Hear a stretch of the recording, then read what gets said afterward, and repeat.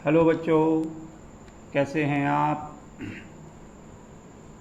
आज आपके साथ हम विभिन्न आकृतियों पर बातचीत करेंगे। आकृतियाँ जानते हैं आप। जो कुछ भी आप देखते हैं, गोल, चौकोर, लंबा, मोटा, ये सब आकृतियाँ हैं।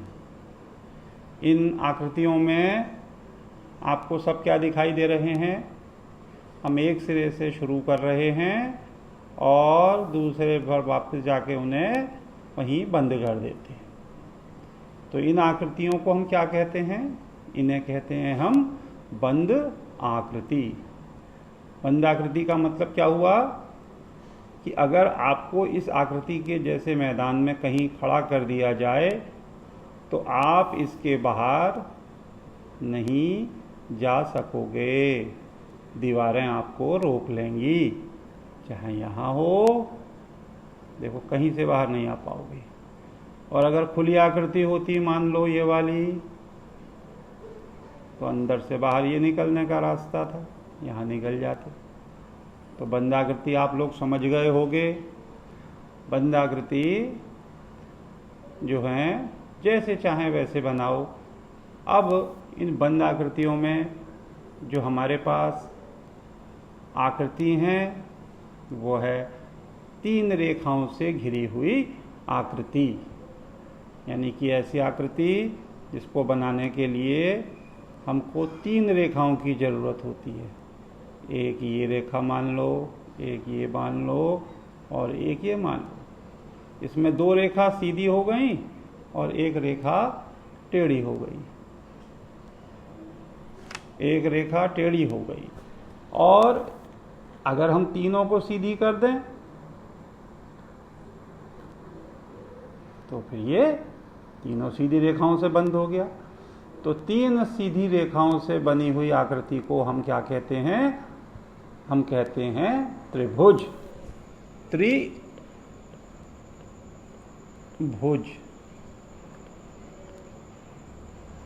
देखो ये है त्रिभुज।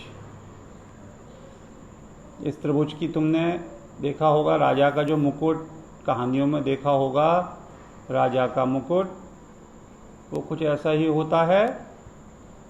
और देखा होगा आपने अपने आसपास झोंपड़ी की छत पर भी इस तरीके की हमको दिखाई देती है। तो ये कहलाती है त्रिभुज। त्रिभुज का मतलब होता है, त्रि का मतलब होता है 3 और भुज का मतलब होता है भुजाएं। एक भुजा, दूसरी भुजा और तीसरी भुजा, ये हो गया त्रिभुज। इसमें ये हो गई पहली भुजा, ये हो गई दूसरी भुजा, ये हो गई तीसरी भुजा। तो अब आप त्रिभुज बनाना सीख गए। एक ये लाइन खींची, एक ये लाइन खींची, एक ये लाइन ड्रॉ करी, एक ये लाइन खींची, एक ये लाइन ड्रॉ करी, एक ये लाइन ड्रॉ करी, बन गया त्रिभुज। त्रिभुज के बाद 4 भुजा से घिरी आकृति। 4 भुजा का मतलब 1 भुजा, 2 भुजा, 3 भुजा, 4 भुजा।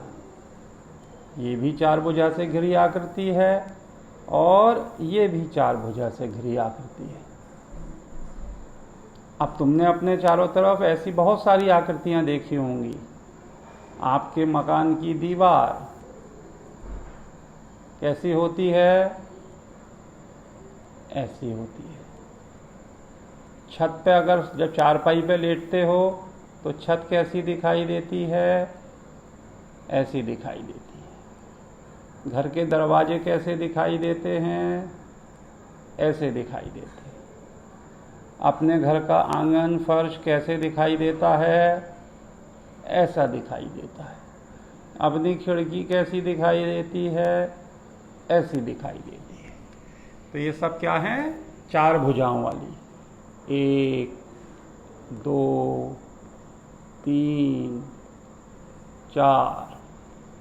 इसमें 1, 2 3 4। इसमें पहचानो 1 2 3 4, और इसमें पहचानो 1 2 3 4। ये 4 भुजाओं से घिरी हुई आकृति है। तो इनको क्या कहते हैं? इनका नाम है चतुर्भुज। चतुर मीन्स 4, भुज मीन्स भुजा, 4 भुजाएं। अब देखो यहाँ बनी हुई आकृति, इसमें एक भुजा ये, एक भुजा ये, एक भुजा ये, एक भुजा ये। इसमें देखो एक भुजा ये, दूसरी ये, तीसरी ये, चौथी ये। First, second, third, fourth. तो कितनी भुजाएं हैं एक आकृति में? 4 भुजाएं। क्या नाम हुआ इनका? इसका चतुर्भुज। और इस चतुर्भुज में भी एक ये वाली आकृति। कौन सी वाली आकृति? जिसको मैं तुम्हारे सामने अब ला रहा हूं घेरा बनाकर। ये वाली आकृति, ये।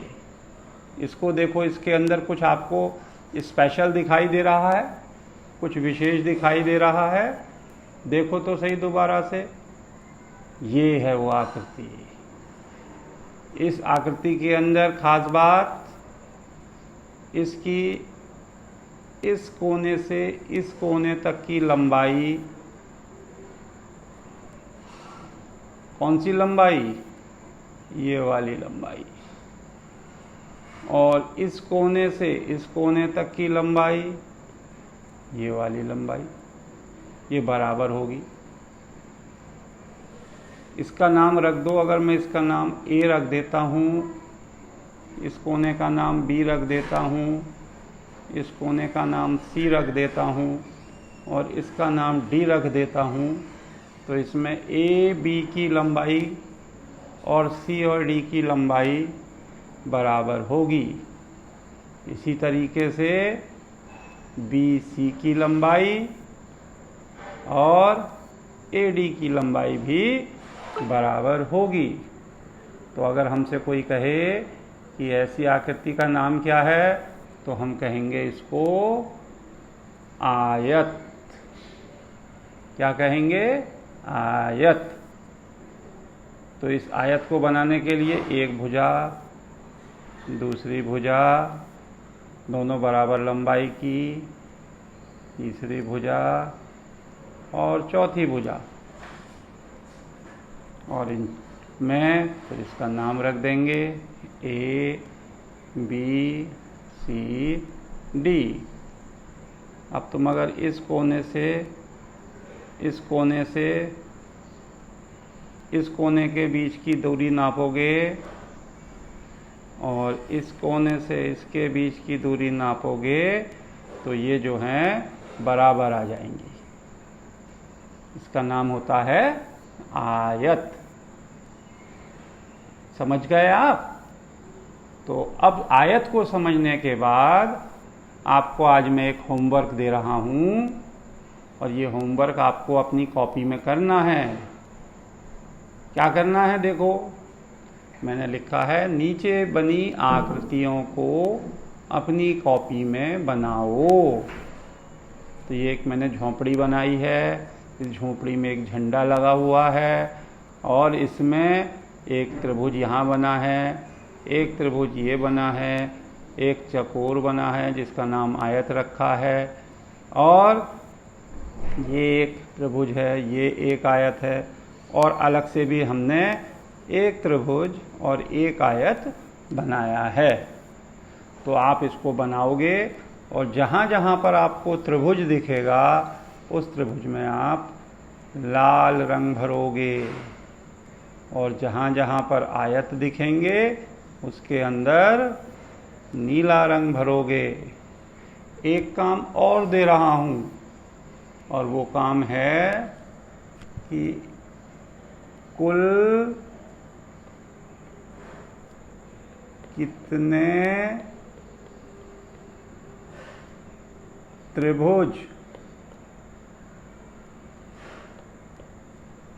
दिखाई दे रहे हैं। और दूसरी बात, आयत दिखाई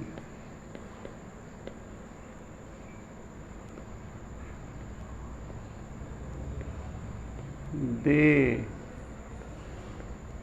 रहे हैं।